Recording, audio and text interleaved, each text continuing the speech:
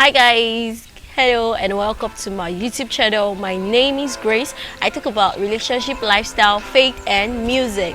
Yes. So if you're new to my channel, welcome. I'm glad and happy to have you here. And so today we're going to be discussing something very personal. Yeah, wow, it's actually very personal to me. But I'm going to be I will be sharing my experience on this journey and what happened to me, because we all take different parts when it comes to this. And the topic for today is emotional attachment and how you can set boundaries when you're emotionally attached to somebody. Yeah, really. Emotional attachment is when you always see, or it starts when you most times see this particular person all the time. You see this person in the morning, in the afternoon, in the evening, and not just that, but then you tend to discuss, you always communicate with this person. Automatically the person becomes your friend at the moment. Automatically the person is moving towards the close friend, and then you tend to start sharing very sensitive things about your life with this person. All these things make you attached, not just attached but emotionally attached to this person. And then you get to see that, wow, this person is quite close to me, and wow, I like this person, especially when the person is beautiful. And for we ladies, when the person is always showering you with love, care and so many other things. And so now I'm going to be sharing my journey on this emotional attachment stuff. So when I was in school, when I was back in school, is it when I was in school or back in school? Anyone?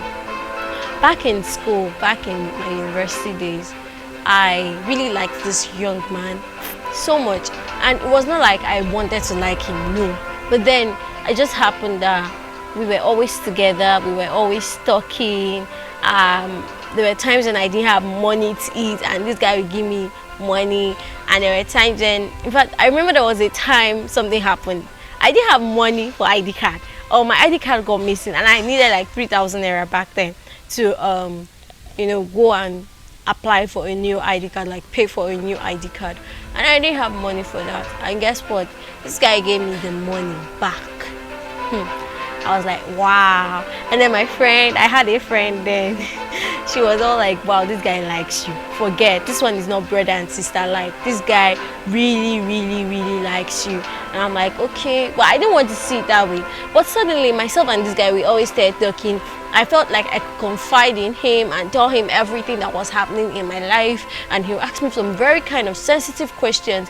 And then, to just reciprocate, so it's not like he's the only one knowing something about me, and I also want to know some things about him. I tend to also ask him questions, and not just questions, some very personal and deep questions about himself.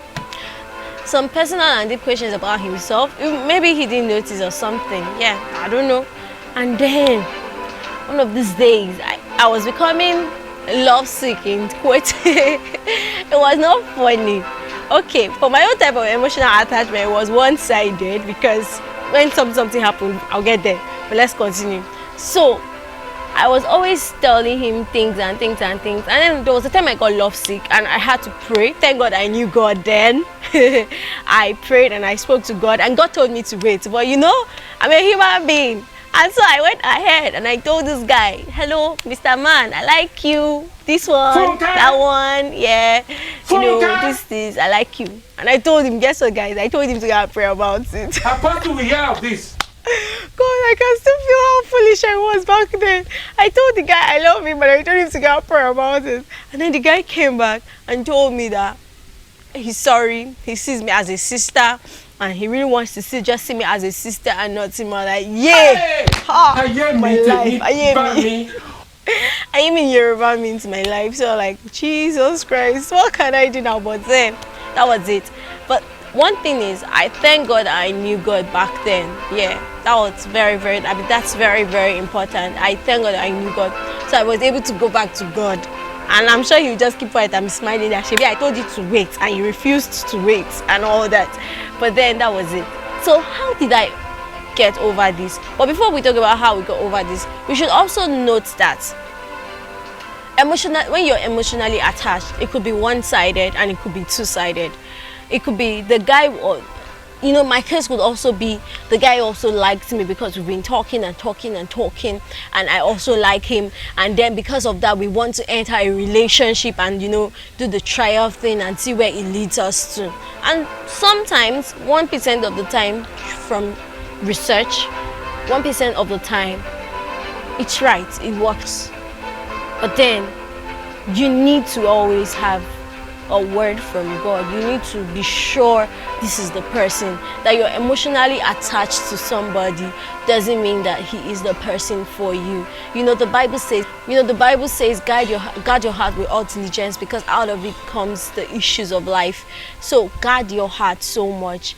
So that's my story. Yes, that was my story. It was the past tense.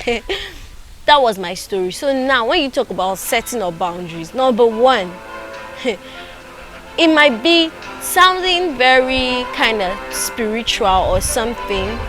It might be doing that, but number one, know who you share information with, especially when it comes to the opposite sex. This might sound quite cliche, but it's the truth. Be careful who you talk with. Be careful who you share your heart burdens with. Be careful what you say to the opposite sex. These things determine how close you are. And you might be sharing this with somebody and you think the person really likes you, and then the person is just trying to help you.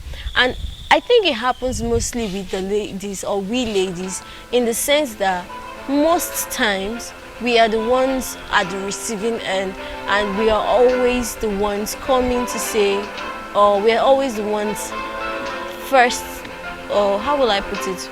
We're the first persons or first people to be attached, most times, not all the time, to be attached to this person. So number one, let's guard our hearts. Not just guard our hearts. Now, when you tell this, if you follow my way, which I don't think is the best, you might get a no. And then there's something we hear all the time. It's define the relationship. Hello, hi, we've been in this relationship for long. What's up? What are we doing? Don't just come and do whatever you want to do, or say whatever you want to say, or just continue. Be ready that you might be rejected or you might be accepted. But most of the time I'll say be ready to be rejected, because it might actually happen that the person doesn't want you at all. So be ready to be rejected. Be ready to hear a no from the person, and be ready to pick up the pieces of your life. Because most times it's really because you're emotionally attached. It's more like you have put your whole being, your whole self into that relationship, even if you were not practically dating, but to yourself you were dating. So number one, when you see these things are going too far, call yourself, ask yourselves, how far? What are we doing? Why are you always buying gifts for me? Why are you always being nice to me? What's your goal? Do you want something with me? Because it's affecting me emotionally. And if you do not want to say that, give the person space.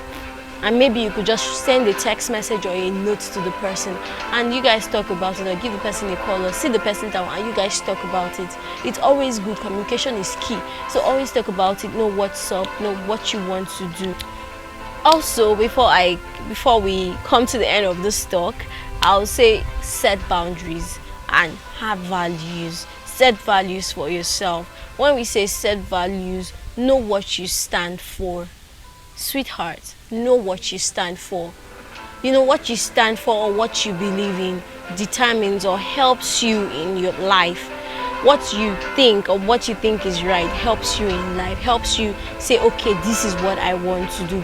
This is who I am. I do not stand for such. I stand for these. So know what you stand for. When you know what you stand for, you will be able to say, okay, these are my values. I remember, was it 3 weeks ago, if not a month, a friend of mine posted on her WhatsApp status, and guess what she said? She said, please, I beg in the name of God. Let me not mention her name. She said, please, I beg in the name of God, don't call me dear.